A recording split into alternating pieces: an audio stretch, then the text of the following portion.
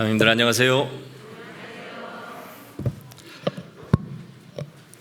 함께 기도드리고 시작하겠습니다.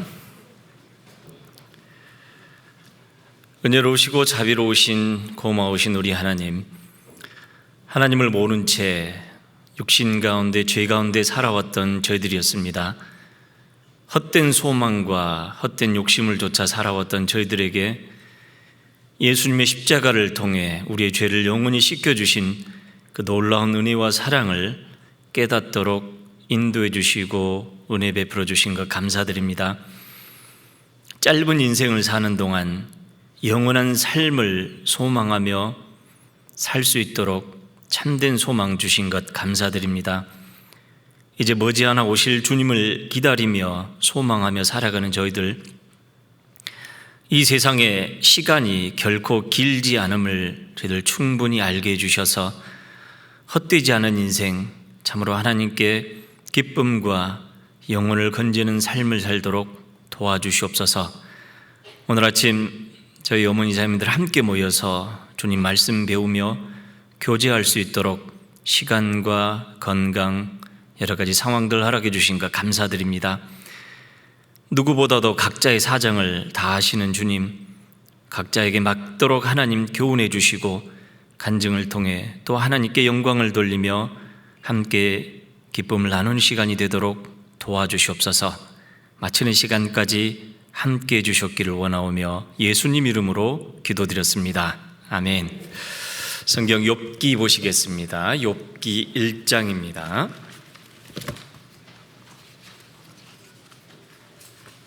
구약 760쪽입니다. 760쪽 욥기 1장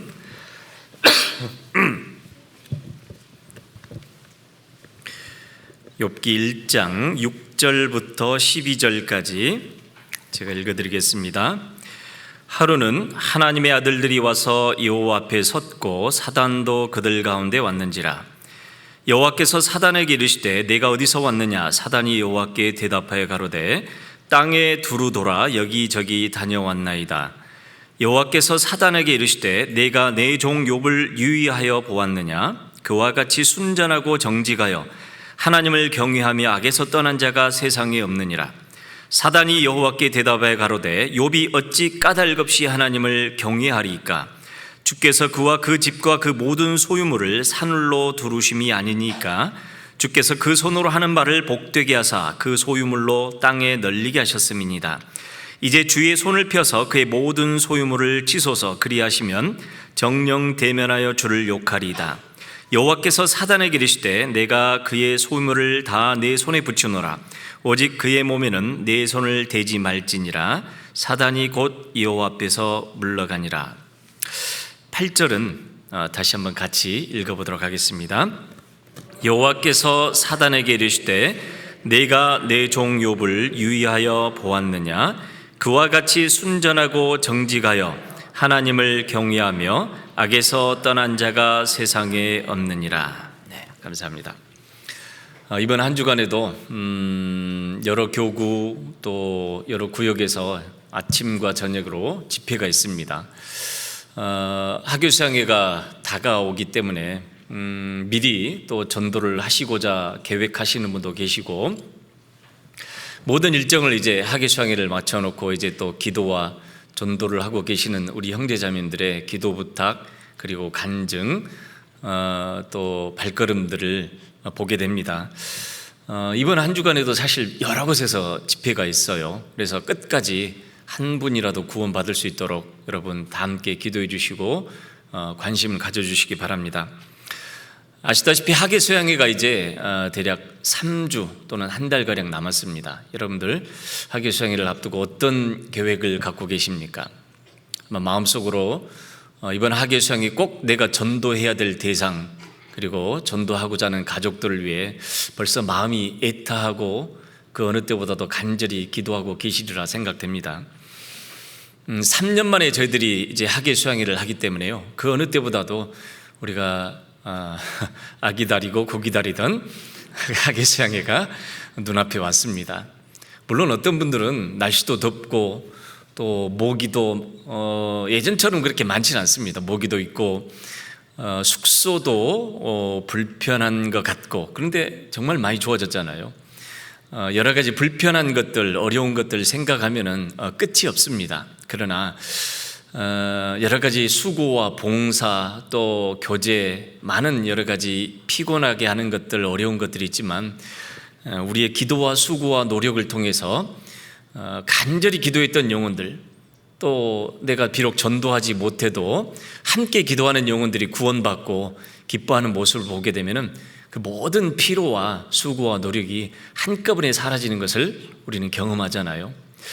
그 은혜를 하나님이 이번 수양회 때도 예비해 놓고 우리를 오라라고 부르시고 계시는 것 같습니다. 자, 오늘 말씀은 우리가 잘 알다시피 이제 성경에서 구원받은 그리스도인들에게도 많은 어려움과 고난이 있을 것을 각 성경을 통해 그리고 각 인물들을 통해 우리에게 미리 말씀을 해주고 계십니다. 구원받고 난 이후에 늘 기쁨과 늘 은혜와 감사만 있을 거라고 생각했는데요, 정작 우리 삶을 돌아보게 되면은 여전히 우리는 먹고 사는 문제, 또 건강상의 어려움, 또 자녀들과의 어떤 근심 걱정이 아마 끊이지 않고 우리를 찾아오게 됩니다. 물론 그 가운데서 우리가 그리스도인으로서 또 구원받은 사람으로서 복음을 전하며 신앙생활을 하는 데 있어서 여러 가지 어려움들이 있습니다. 하나님께서는 욥을 자세히 살펴보셨습니다. 하나님께서 이제 천사들을 불러 모으셨을 때 그 가운데 아마 사단도 함께 왔던 것 같습니다. 하나님께서 사단이 온 것을 알고 하나님은 사단에게 그렇게 질문을 하시잖아요. 네가 어디를 다녀왔느냐? 그러자 사단은 이 땅에서 이곳저곳 두루 돌아다녔습니다라고 하나님께 아뢰입니다. 우리가 잘 알다시피 사단은 눈에 보이지 않습니다. 그러나 전 세계 그리고 모든 사람, 모든 상황을 훑어보면서 내가 혹시 넘어뜨릴 그런 사람이 있지 않는지, 특별히 구원받은 그리스도인들을 주목하여 살펴보면서 그리스도인들에게 유혹을 던져놓고 또 때로는 어려움을 겪게 하는 그런 일이 있다라는 것을 하나님 우리에게 말씀하고 있습니다. 물론 하나님의 허락하심 가운데, 그리고 하나님께서 그 안에서 비록 고난과 어려움과 유혹이 있지만 그걸 잘 견뎌내고 이겨냈을 때는 하나님의 뜻하신 바가 이루어지게 되는 하나님의 큰 섭리가 있음을 우리는 잘 알고 있습니다. 자, 그런 사단에게 하나님께서는 특별히 한 사람을 지목하십니다. 내 종 욥을 유의하여 보았느냐. 여기 유의하여 보았느냐라는 말은 자세히 살펴보았느냐라는 말씀입니다.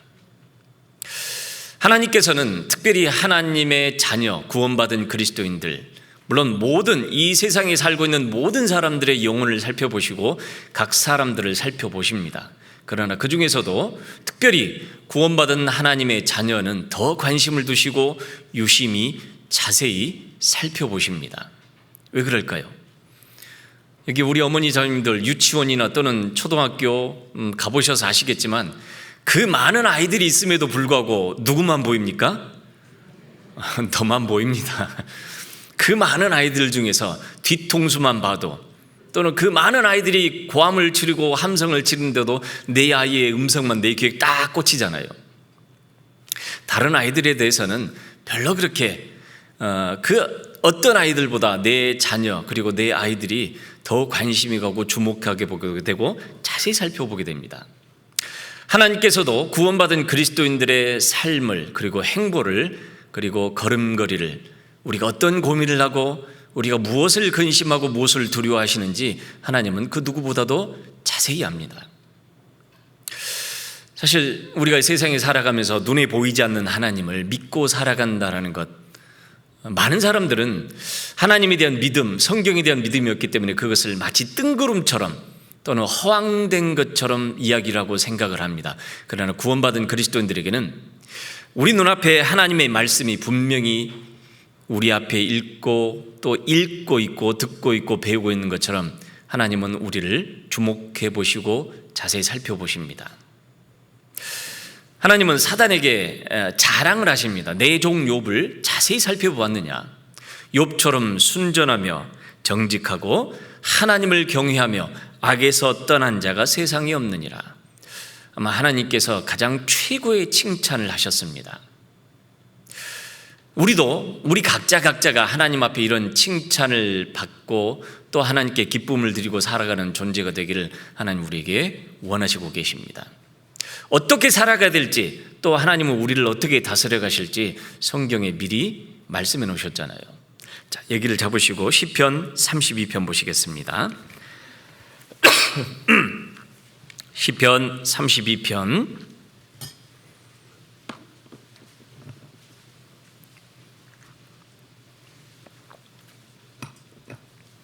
시편 32편 8절 9절 같이 읽어보겠습니다.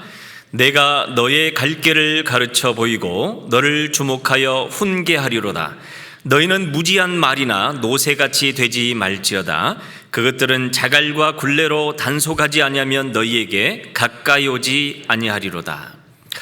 하나님께서는 우리 구원받은 그리스도인들에게 가야 될 길을 가르치고 계십니다. 우리가 모일 때마다, 성경을 읽을 때마다, 말씀을 들을 때마다 하나님이 우리 그리스도인들을 향한 약속, 또 그리스도인들이 가야 될 길을 끊임없이 우리에게 계속해서 가르쳐 주실 뿐만 아니라 우리가 그 길을 가고 있는지, 아니면 행여 거기서 발걸음이 벗어나고 있는지 자세히 주의해서 살펴보고 계십니다.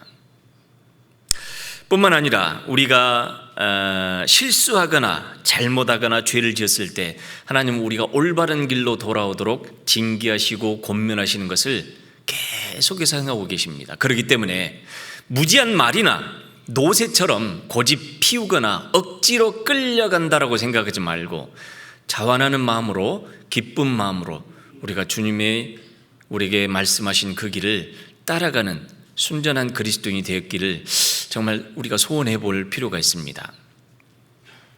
여러분, 우리가 보이는 이 세상은 보이는 것과 보이지 않는 두 가지가 존재합니다. 하나님께서 창조하신 것이죠. 구원받은 그리스도인들은 보이는 것을 의지해서 살아가는 존재는 아닙니다. 그러나 또 보이는 것에 많은 영향을 받습니다. 자, 그래서 하나님께서 욥을 칭찬하실 때 사단은 뭐라고 했습니까? 하나님, 까닭없이 그러겠습니까? 까닭없이. 이걸 이제 가급적 어떤 특정 지역색을 나타내지 않으려고 그러는데요. 전라도 말로 멜겁시 그럽니다. 멜겁시. 아무 이유 없이. 하나님, 욥이 멜겁시 아무 이유 없이 하나님 섬기겠습니까?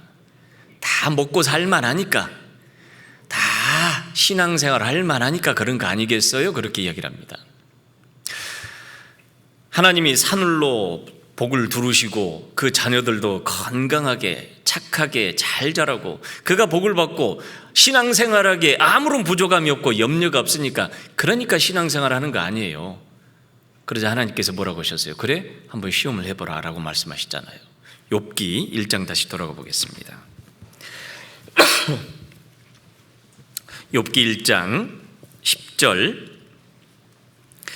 주께서 그와 그 집과 그 모든 소유물을 산울로 두르심이 아니니까 주께서 그 손으로 하는 바를 복되게 하사 그 소유물로 땅에 널리게 하셨음이니이다. 11절 이제 주의 손을 펴서 그의 모든 소유물을 치소서. 그리하시면 정령 대면하여 주를 욕하리이다. 아마도 사단이 넘어뜨렸던 많은 사람들, 사단이 유혹을 던져주고 시험했던 많은 사람들의 모습이 이랬을 거라고 추정을 합니다. 신앙생활하기 별 어려움이 없을 때, 신앙생활하기 지장이 없을 때, 편안할 때는 잘하는 것처럼 보였습니다. 그러나 하루아침에 경제적인 어려움을 겪게 하고 갑자기 건강을 잃게 하거나 가정에 큰 근심과 슬픔과 어려움이 생기게 해보십시오. 그때도 하나님을 향한 순전한 마음을 지키고 있을지, 변함없이 잘 될 때나 잘 되지 않을 때나, 건강할 때나 병들 때나, 또는 신앙생활하기 좋을 때나 힘들 때나 그때와 상관없이 하나님을 경외하리까? 한번 시험해 보십시오. 까닭없이 하나님을 섬기지 않을 겁니다. 그러자 하나님께서 허락하시잖아요. 그 뒤에 12절 제가 다시 읽겠습니다. 여호와께서 사단에게 이르시되 내가 그의 소유물을 다 내 손에 붙이노라. 오직 그의 몸에는 내 손을 대지 말지니라. 사단이 곧 여호와 앞에서 물러가니라. 여러분, 우리의 삶은 하나님께서 자세히 주목해서 보고 계십니다. 물론 그리스도인들의 삶은 그 누구보다도 관심을 갖고 계시죠. 하나님만 관심을 갖고 계신 것이 아니라 특별히 마귀도 그렇습니다. 구원받은 그리스도인들 한 사람을 넘어뜨림으로 인해서, 무기력하게 만들므로 인해서, 믿음이 약하게 만들므로 인해서 그 사람으로 말미암는 구원받고 전도될 사람들을 막는 일을 해야 되기 때문에 사단도 구원받은 그리스도인들을 주목해서 자세히 살펴보고 있습니다. 물론 사단만 그런 것은 아니죠. 우리 주변에 있는 우리의 가족들, 또 이웃들, 친척들, 직장의 동료들이 구원받은 그리스도인들을 살펴보고 있습니다. 자, 그래서 우리가 직장 생활을 하는 가운데 직장 동료들에게 어떤 사람은 당신은 정말 하나님을 믿는 사람이구나 라고 혹시 말을 들어본 형제자매들도 있을 겁니다. 아니면은 가족들에게 정말 아버지는, 정말 어머니는 그리스도인 맞아요. 혹시 여러분 그런 이야기 들어보신 적 있으십니까? 아니면 엄마는 왜 교회에서 하는 거하고 집에서 하고 달라요? 늘 교회만 있었으면 좋겠어요. 다른 형제자매가 대하듯이 나한테도 좀 해주세요. 혹시 그렇지 않습니까? 마치 이율배반적인 것 같고 위선자적인 모습이고 이중적인 모습을 보는 것 같습니다. 우리 엄마는 너무 이중적이에요. 교회 형제자매들한테는 너무 그렇게 친절한데요, 집에 오면은요 무서워요. 그러니까 청년들도 있고 학생들도 있습니다. 물론 아직은 그 엄마의 역할, 아버지의 역할, 또 그 짐이 얼마나 무겁다는 걸 잘 모르기 때문에 사실 이제 단편적으로만 보기 때문에 그런 이야기를 하게 됩니다. 그러나 어찌됐든 내 모습을, 내 삶을, 그리고 내 말을, 내 행동을 하나님과 사탄, 그리고 주변 사람들, 가깝게는 내 가족들이 지켜보고 있습니다. 그렇기 때문에 우리가 정말 신앙생활에 주의하고 조심하고, 그러나 너무 또 위축돼서 아이고 내가 말 한마디, 내 행동 하나를 내가 어떻게 해야 될까 하는 것보다는 또 정말 당당하게 힘있게 살아가야 되겠습니다. 하나님은 우리 구원받은 그리스도인들을 자세히 살펴보십니다. 왜요? 물론 하나님의 공의를 함께 갖고 계신 분이기 때문에 우리가 행여 잘못된 길을 갈 때 우리를 훈계하시고 우리를 징계하시고 올바른 길로 돌이키시게 하기 위함도 하지만은 크게는 하나님이 구원받은 그리스도인들을 보호하시기 위해서 우리를 주목해 보시고 계십니다. 신명기 32장 보시겠습니다. 신명기 32장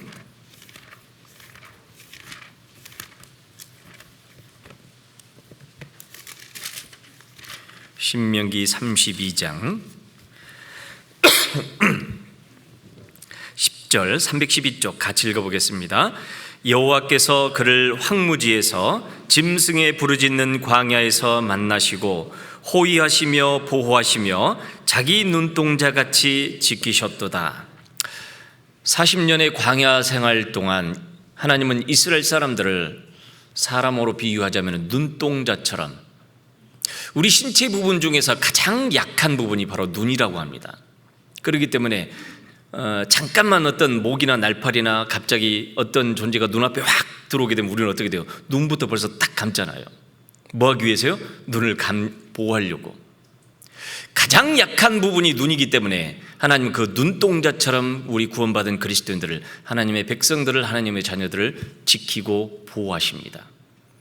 그렇기 때문에 하나님은 우리 그리스도인들의 발걸음을 주목해서 살펴보고 계십니다. 우리가 걷는 길, 우리가 하루하루 가야 되는 길 뿐만 아니라 우리가 하는 말 귀담아 들으십니다. 귀담아 들으시죠? 우리가 무엇을 보고 우리가 무엇에 주목해서 살아가는지도 하나님은 또 잘 알고 계십니다. 성경 시편 94편 또 봐보실까요? 시편 94편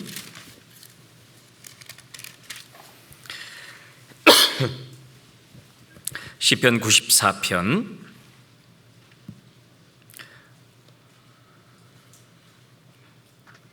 8절 9절 같이 읽어보겠습니다.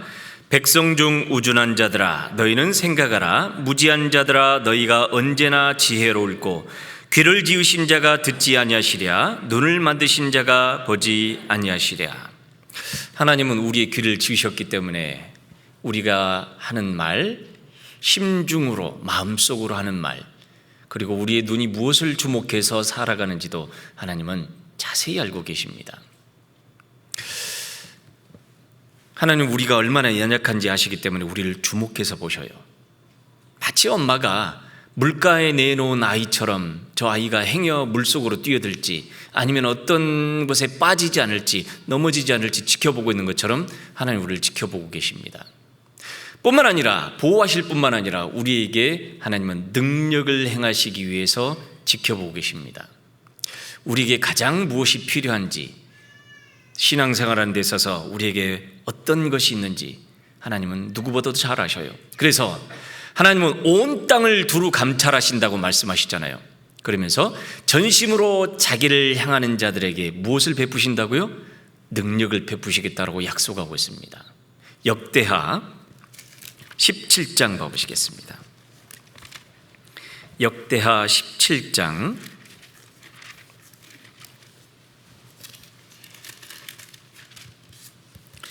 역대하 17장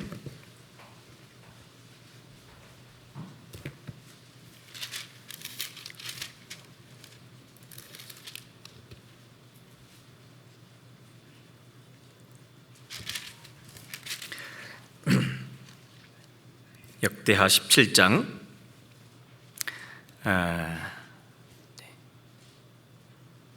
제가 찾으려는 말씀은 아니네요. 하나님은 여호와의 눈은 온 땅을 두루 감찰하사 전심으로 자기에게 향하는 자에게 능력을 행하시겠다고 약속하고 있습니다. 하나님은 우리를 주목해 보시는 것이 단순히 감시하기 위해서 그런 것이 아니라 우리를 보호하시고 우리를 위해서 능력을 베푸시기 위해서 우리를 지켜보고 있습니다. 그에 비해서 사탄은 반대의 목적을 갖고 있죠. 구원받은 그리스도인들을 향해서도 마귀는 살펴보고 지켜보고 있습니다. 그리고 가장 약한 부분이 어느 것인지 마귀도 살펴보고 있습니다. 어떤 그리스도인들에게는 경제적인 것이 그분의 약점일 수 있고, 때로는 남편이, 또 때로는 자녀가, 또 때로는 건강이 가장 신앙의 약한 부분일 수 있을 것입니다. 자, 그렇기 때문에 우리가 정말 우리 말과 행동과 삶을 하나님의 말씀에 옳게 살아가는 것은 정말 중요합니다. 빈틈이 보이게 되면 마귀는 그 틈을 타고 우리 그리스도인들에게 유혹과 시험을 던져주고 넘어뜨리려고 할 겁니다. 자, 베드로전서 5장 또 봐보겠습니다. 베드로전서 5장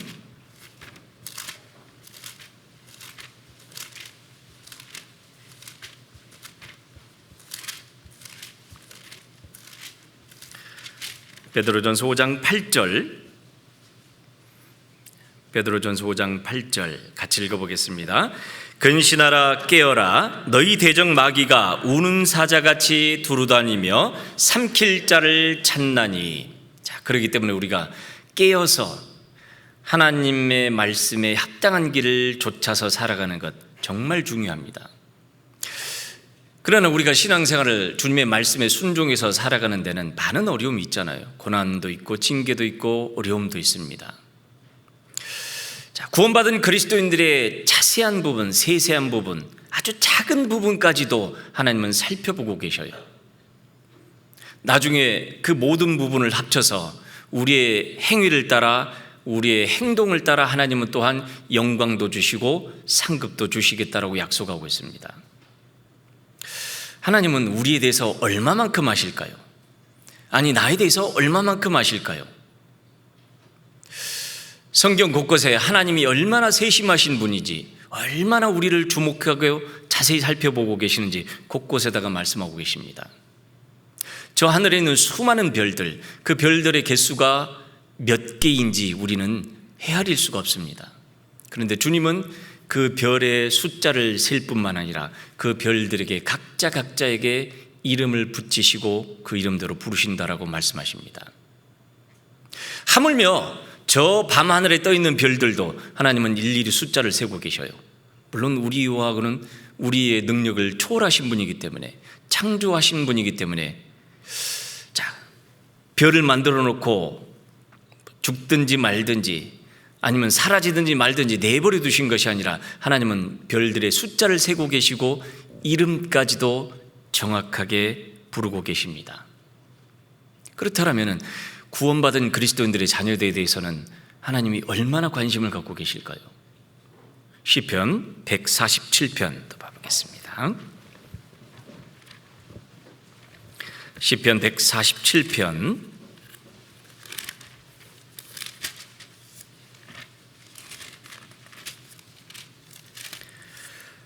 147편 4절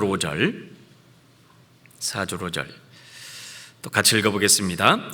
저가 별의 수요를 계수하시고 저희를 다 이름대로 부르시는도다. 우리 주는 광대하시며 능력이 많으시며 그 지혜가 무궁하시도다. 별의 숫자를 세고 계실 뿐만 아니라 그 이름대로 부르십니다. 여러분, 성경 속에 보게 되면은 하나님께서 어떤 특정한 사람의 이름을 거론하신 분도 있고 전혀 이름이 나타나지 않는 분도 있습니다. 한 사람을 만났다, 어떤 사람을 만났는데, 자, 비록 그 사람이 이 세상에서 왕이었을 수도 있고 이 세상에서 존경받는 사람이었을 수도 있고 아주 유명한 사람이었을지 모르겠지만 하나님에게는 의미 없는 한 사람에 불과할 뿐입니다. 그러나 비록 그가 거지였어도 하나님의 자녀였다라면 그에게는 나사로, 영원한 하나님의 나라에 인도되는 이름이 붙여졌습니다.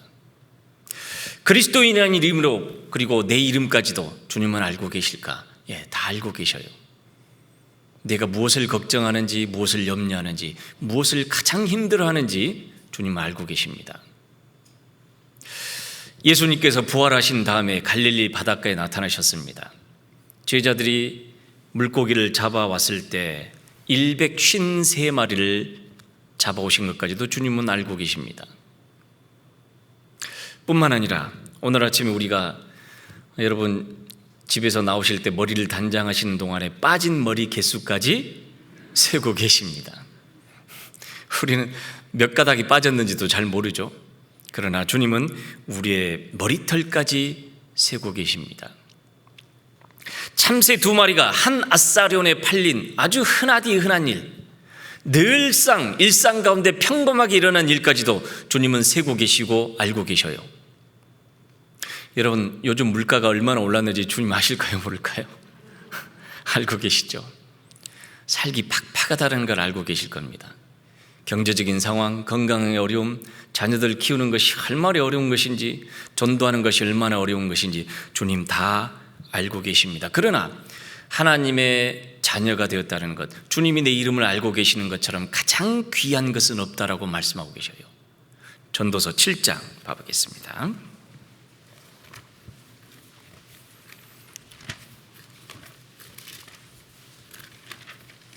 전도서 7장 1절 같이 읽어보겠습니다. 아름다운 이름이 보배로운 기름보다 낫고 죽는 날이 출생하는 날보다 나으며. 아름다운 이름이 보배로운 기름보다 낫고, 보배로운 기름은 그 당시에 가장 가치 있는 것, 귀한 것, 이 세상에서 얻을 수 있는 많은 재물, 명예, 기쁨, 인간적인 것으로 얻게 되는 여러 가지 것들이 있습니다. 그러나 그것은 우리가 잘 알다시피 잠시 후에 다 사라집니다. 다 사라집니다. 그러나 그리스도인이란 이름, 하나님의 자녀로 불리워지는 이름은 하나님 앞에 영원히 남습니다. 구원받은 이후에 우리가 했던 모든 일들, 우리의 발걸음들, 우리의 말들, 또 우리가 행했던 모든 것들 하나님은 기록하시고 주목해 보시고 살펴보시고 세어보고 계십니다.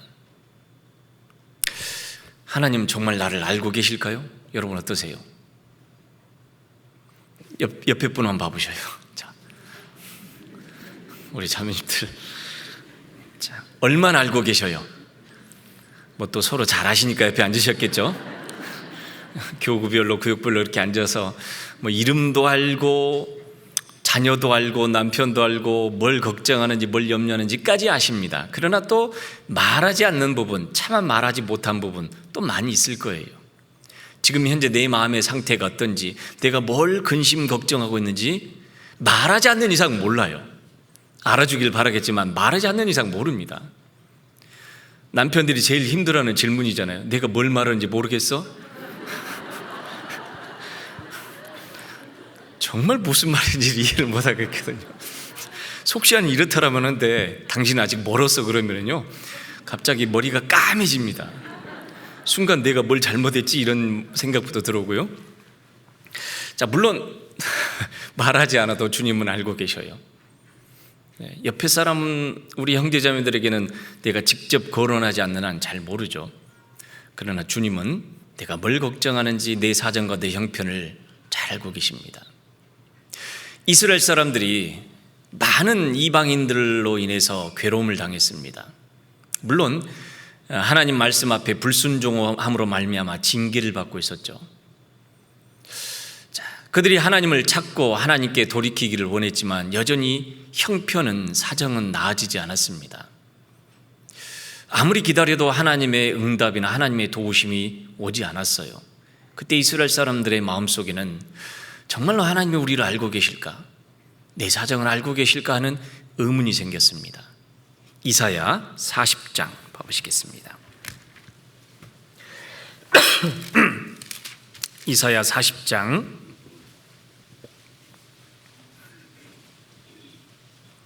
27절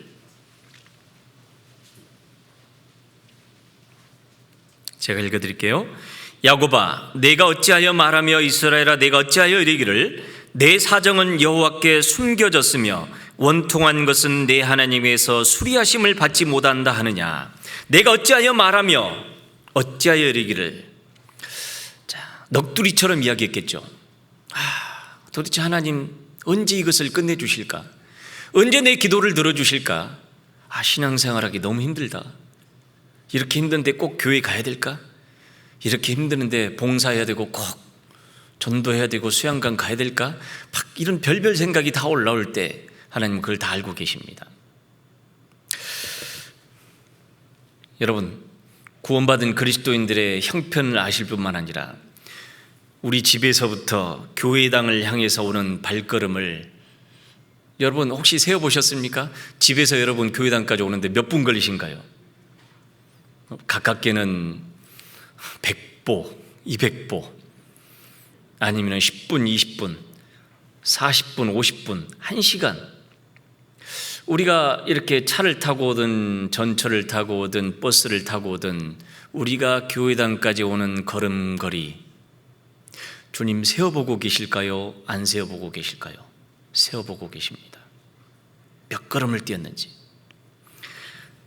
욥기 31장 봐보시겠습니다. 욥기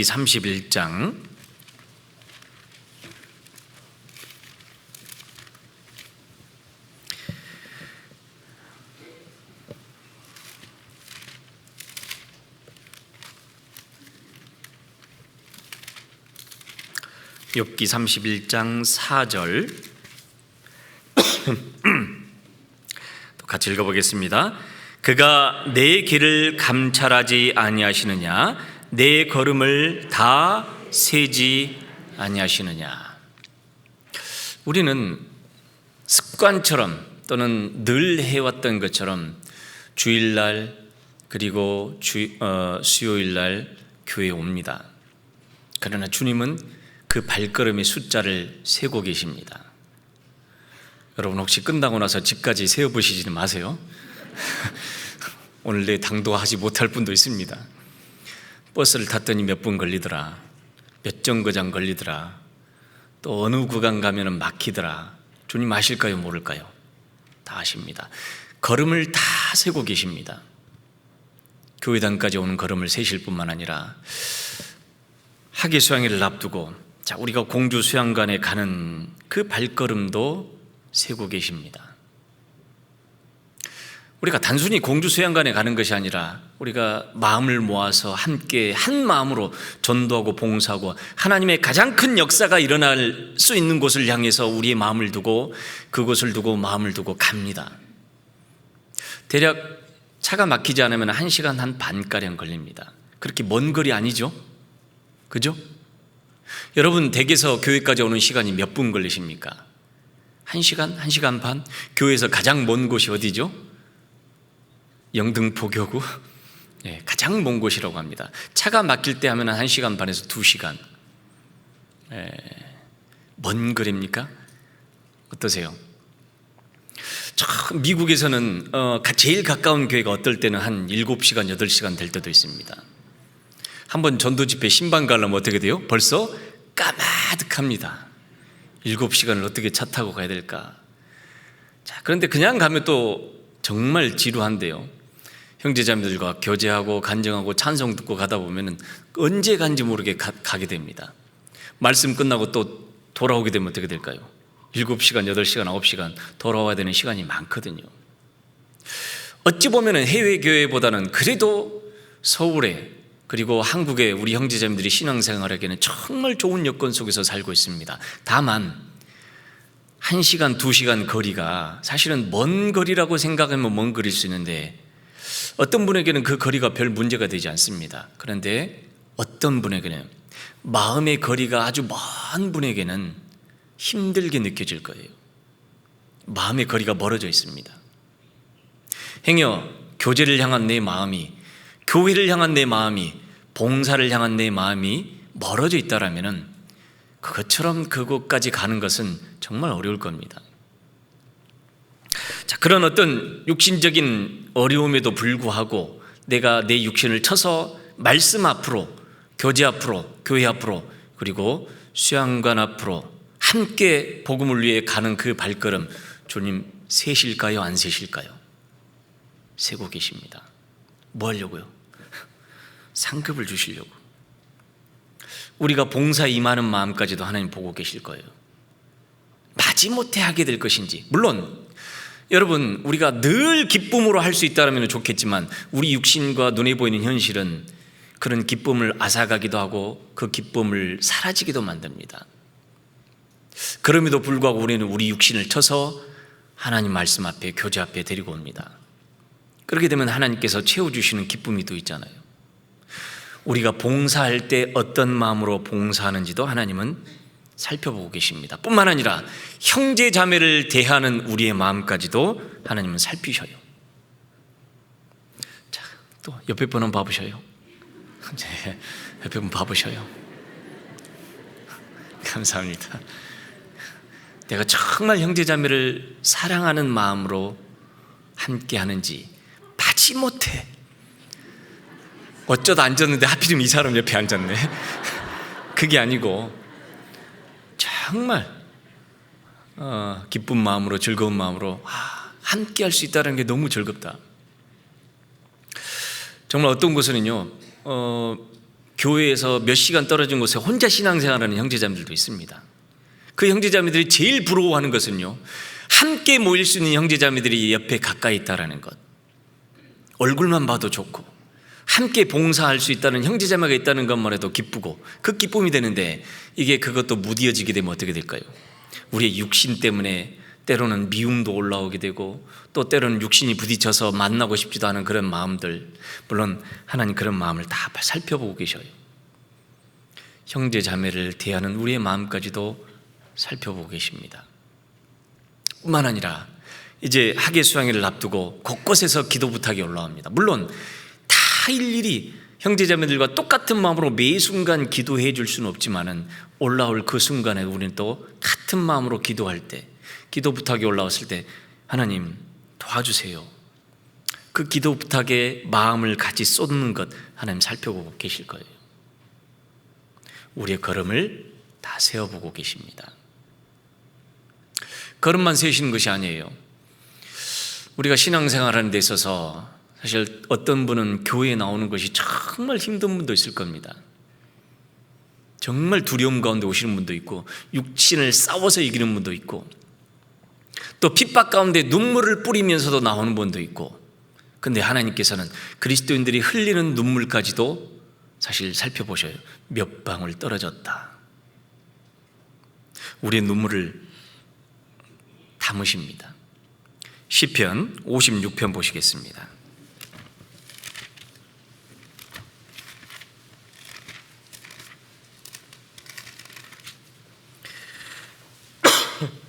시편 56편 8절 같이 읽어보겠습니다. 나의 요리함을 주께서 계수하셨으니 나의 눈물을 주의 병에 담으소서. 이것이 주의 책에 기록되지 아니하나이까. 옛날 로마의 네로 황제는 황제가 하는 말, 황제가 하는 명령, 황제가 하는 모든 것은 너무 귀하다. 그리고 심지어는 자기가 흘리는 눈물도 너무 귀하다 그래가지고 한쪽에다가 눈물병을 놔뒀다가 그 눈물을 이렇게 담았다라고 합니다. 주님은 우리 구원받은 그리스도인들이 흘리는 눈물을 세고 계십니다. 전도하면서 흘리는 눈물, 겉으로 흘리면서 흘릴 수도 있겠죠. 하지만 또 남모르게 속으로 흘리는 눈물도 있고요. 전도하면서 흘리는 눈물, 신앙생활하면서 흘리는 눈물, 내 눈물을 다 병에 담고 계십니다. 봉사하면서도 흘리는 눈물 있죠? 너무 매워서 눈물도 흘릴 수도 있겠고요. 봉사하면서 정말 하나님 내 기도를 들어주시기를 팔을 썼는데 매워서 눈물을 흘리는 것인지, 말 안 듣는 자녀들, 말 안 듣는 남편을 위해서 흘리는 눈물이지 구분을 못할 때도 있겠지만 하나님 다 구분하고 계셔요. 또 신앙생활하는 가운데 정말 하나님의 말씀에 따라 순종하고 몸이라도 쳐서 복종시키고 싶은데 어떨 때는 내 고집이 너무 세서 내 육신이 너무 강해서 그것 때문에 또 하나님 앞에 안타까워서 흘리는 눈물도 있습니다. 하나님, 제가 또 왜 이랬을까요? 제가 또 왜 이럴까요? 복음을 위해 살다가 흘리는 눈물, 구원받은 그리스도인들의 발걸음도 세시고 그 눈물도 하나님은 다 살피고 계십니다. 너무나 세세하게 우리를 주목해서 자세하게 살펴보고 계셔요. 그렇기 때문에 그리스도인들이 흘리는 땀방울, 그리스도인들이 하는 말, 그리스도인들이 하나님 앞에 드리는 기도, 발걸음, 흘리는 눈물, 그 모든 것들 주님께서 주목하여 살펴보고 계십니다. 우리가 학예수양회를 앞두고 우리가 또 하나님 앞에 전도해야 될 대상을 놓고 우리는 하나님 앞에 기도합니다. 하나님 그 기도 듣고 계실 거예요. 봉사하면서 흘리는 땀방울 하나님은 세고 계십니다. 봉사하면서 흘리는 눈물, 또 형제자매들과 함께 흘려주는 눈물, 형제자매들을 근심하고 걱정하면서 안타까워하는 마음 하나님은 다 살펴보고 주목하고 계십니다. 욥기 1장 본문 말씀 다시 돌아가 보겠습니다. 욥기 1장 8절, 여호와께서 사단에게 이르시되 내가 내 종 욥을 유의하여 보았느냐. 그와 같이 순전하고 정직하여 하나님을 경외하며 악에서 떠난 자가 세상에 없느니라. 내 종 욥을 자세히 주목하여 보았느냐. 여러분 거기다가 자기 이름을 한번 넣어서 읽어볼까요? 같이 읽어보겠습니다. 시작. 내 종 김주호를 자세히 유의하여 보았느냐. 하나님은 우리 이름을 아시고 우리의 발걸음을 세시고 우리의 눈물을 세시고 우리의 땀방울도 세고 계십니다. 그렇기 때문에 구원받은 그리스도인의 삶에 헛된 것은 없습니다. 내 육신을 위해서 산다라면, 또는 세상의 욕심만을 위해서 육신의 정욕, 안목의 정욕, 이생의 자랑을 위해서 산다라면 그건 다 헛된 것으로 끝나버릴 거예요. 그러나 주님을 위해서 사는 것은 그 어떤 것이라도, 아주 사소한 것이라도, 작은 것이라도 우리는 결코 무시하거나 헛된 것이다라고 말할 수 없습니다. 이스라엘 사람들이 바벨론의 포로로 붙잡혀갔다가 이제 70년 만에 예루살렘으로 돌아왔습니다. 도시는 완전히 폐허가 되었고 성벽과 성전은 무너져서 이제 아무것도 남지 않았습니다. 돌아온 이스라엘 사람들이 힘을 모아서 이제 그 기초를 닦기 시작했습니다. 그러나 솔로몬이 지었던 그 화려하고 웅장했던 첫 번째 지었던 성전에 비하면 이스라엘 사람들이 멸망하고 나서 다시 지었던 두 번째 성전은 초라하기 그지없었습니다. 너무 초라했어요. 첫 번째 성전을 기억했던 사람들에게는 그 현실을 보고 울음이 나왔습니다. 과거 다윗 왕이 그리고 솔로몬이 이스라엘을 다스릴 때는 화려하고 어마어마하게 아름다웠던 그 궁전이 이제는 아주 초라한 기초밖에 닿지 않는 그런 상태를 보고 너무너무 슬퍼했습니다. 물론 주변의 이웃들은, 주변의 이방인들은 그것을 보고 비웃었죠. 야, 그거밖에 안 되냐? 그러나 하나님께는 그렇지 않습니다. 스가랴서 4장 봐보겠습니다. 스가랴서 4장 스가랴서 4장 8절부터 10절까지 구약 1315쪽입니다.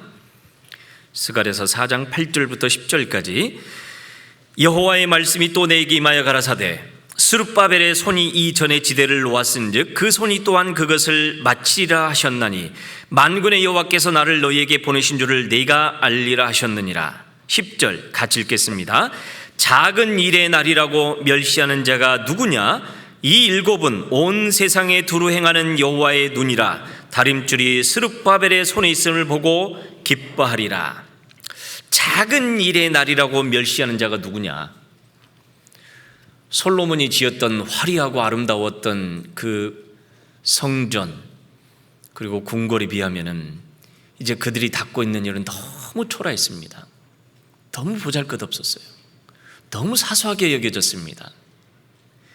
그래서 주변의 이방인들이 그것을 보고 비웃었습니다. 야, 기껏 죽어라고 목숨을 걸고 하는 것이 그런 일이냐?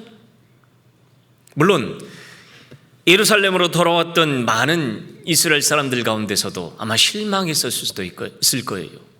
우리가 할 수 있는 것이 이거밖에 없을까? 그러나 하나님은 너무 기뻐하십니다. 작은 일의 날이라고 무시하는 자가 누구냐? 여러분, 내가 행하는 봉사가, 내가 드리는 잠깐의 기도가, 내가 형제자매들과 함께 수고했던 그 봉사와 교제가 사소한 일 같지만 하나님 앞에서는 절대로 사소한 일은 없습니다. 작은 일이 있을 수 있지만은 하나님 앞에 결코 소홀히 되는 일은 아무것도 없어요. 우리가 학교 수양회를 앞두고 여러분 또 봉사에 대한 여러 가지 또 책임도 나눌 거고 전도해야 될 부분 또 숙소 문제 여러 가지 것들이 있습니다. 여러분 결코 작은 일 아닙니다. 작은 일의 날이라고 절대로 무시해서는 안 돼요. 우리가 신앙생활에 여러 가지 어려움과 근심, 걱정, 염려가 있습니다. 주님 다 아셔요. 다 살펴보고 계셔요. 그 가운데서도 우리가 교제를 향하는 발걸음, 교회를 향하는 발걸음 다 세고 계시고 우리의 마음의 사정과 형편도 다 살펴보고 계십니다. 우리가 흘리는 땀방울, 우리가 흘리는 눈물까지도 다 세고 계십니다. 정말 그리스도인들의 눈물 그리고 땀방울은 가치가 있습니다. 그러니 어때요? 행여 낙심하는 형제자매들이 있거나 아이고 이번 더운데 또 어떻게 할까 하는 그런 마음을 갖고 있는 형제자매들이 있다면 다시 마음을 하나님 앞에 올바로 세워야 됩니다. 히브리서 12장 봐보시겠습니다. 히브리서 12장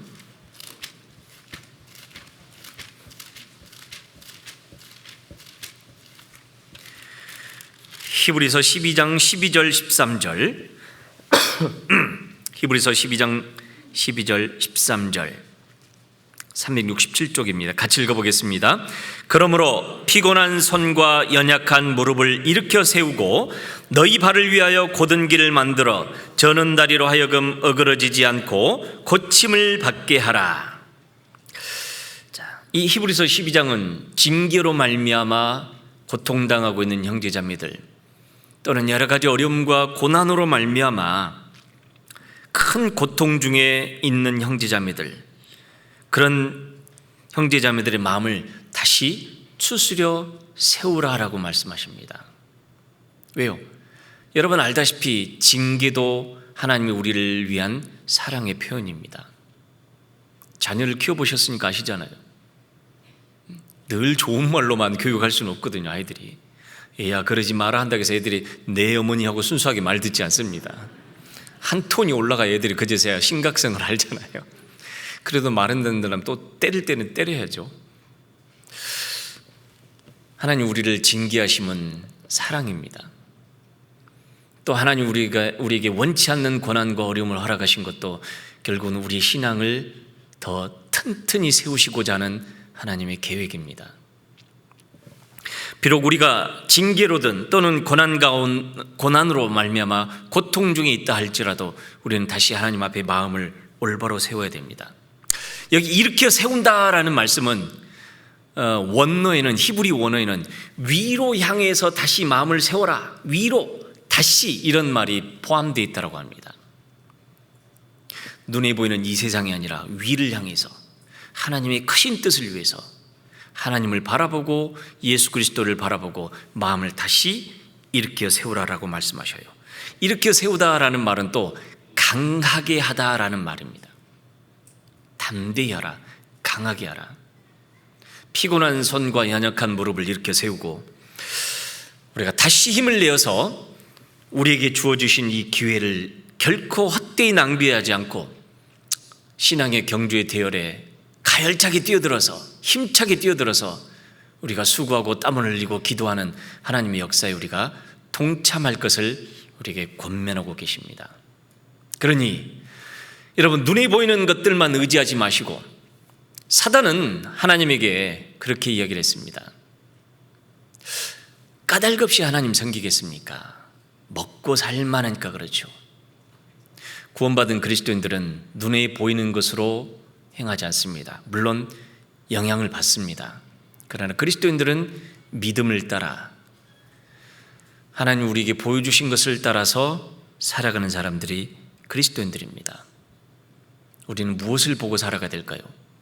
주님은 그리스도인들을 자세히 살펴보고 주목해서 보십니다. 물론 그리스도인들도 하나님을 바라보고 살아가야 됩니다. 너희는 눈을 높이 들어 누가 이 모든 것을 창조하였나 보라. 창조하신 하나님의 능력이 이제 하나님의 공의대로 심판하실 날이 점점 가까이 오고 있음을 우리는 그 어느 때보다도 실제로 경험하고 살아가고 있습니다. 마지막 때 예수님이 재림하실 때가 되면 처처의 기근과 큰 지진과 온역이 있을 것이라는 그 말씀을 우리는 실제로 경험하고 살아가고 있습니다. 알다시피 올 가을이 되면 날씨가 선선해지게 되면 또 다른 바이러스가 등장할지 알 수가 없습니다. 요즘 뉴스에 보게 되면 전 세계적으로 원숭이 두창이라는 그 바이러스 때문에 벌써 이 바이러스에 감염된 사람이 수천 명이 등장하고 있다고 하잖아요. 예전에는 생각지도 못했던 그런 병들, 한 번도 겪어보지 못했던 역병들이 전 세계적으로 일어나고 있습니다. 예수님이 말씀하셨던 그 경고의 말씀이 지금 우리 눈앞에 펼쳐지고 있고 우리 눈앞에 일어나고 있습니다. 우리는 그것을 자세히 주목하고 살펴봐야 됩니다. 누가 이 모든 것을 창조하였나 보라. 누구의 뜻대로 누구의 말씀대로 이 모든 것이 진행되고 있는지 자세히 살펴보라라고 말씀하십니다. 머지않아 곧 오실 주님, 구름 가운데 나타나실 주님을 기다리며 살아갑니다. 이 세상만 바라보지 말고 어느 날 저 구름 위에 나타나실 주님을 바라볼 날이 머지않았습니다. 요한계시록 1장 봐보겠습니다.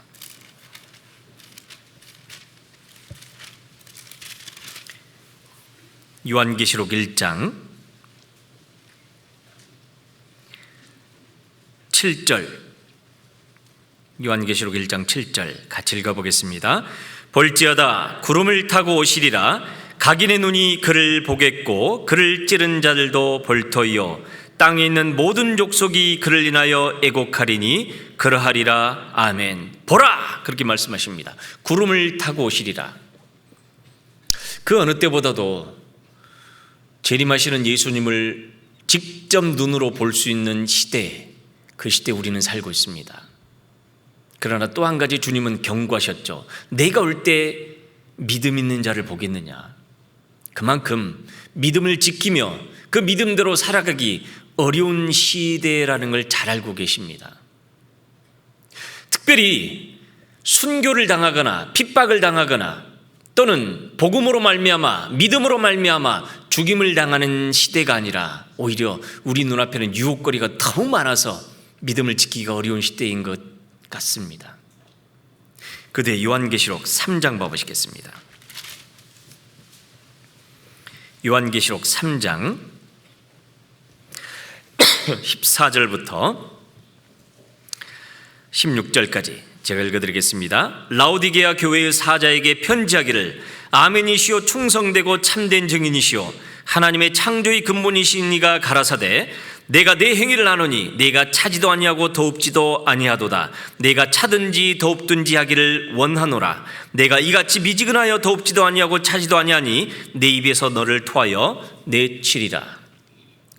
우리는 라오디게아 교회 시대에 살고 있다라고 말합니다. 특별히 복음을 전하다가 순교를 당하는 그런 시대도 아닙니다. 어떤 국가의 법으로 또는 경찰의 권력으로 교회를 다니거나 신앙생활하는 사람을 잡아가두거나 잡아가는 그런 시대는 아닙니다. 도리어 신앙의 자유가 있고 종교의 자유가 있습니다. 반면에 눈에 보이는 물질들, 육신적인 것들, 모든 상황들이 2000년 전보다 1000년 전보다 여유롭고 풍성한 시대에 살고 있습니다. 이 라오디게아 교회 형제자매들은 우리는 부족한 것이 없다, 넉넉하다, 핍박도 없었습니다. 교회에 왔다 갔다 하는 것도 누가 방해하거나 말리지도 않았습니다. 그렇기 때문에 신앙생활하기에는 더할 나위 없이 좋다고 생각을 했습니다.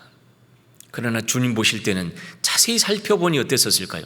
그들은 눈이 멀어 있었고 벌거벗어 있었고 그들은 가난했고 곤고하고 가련했습니다. 그들은 자신의 상태를 자세히 살펴보지 못했습니다. 세상을 보는 데는 아마 자세히 살펴봤을 거예요. 왜? 경제적인 여유도 있었고 신앙생활을 하도록 부족함이 없었던 아주 여유 있었던 그런 교회였었습니다.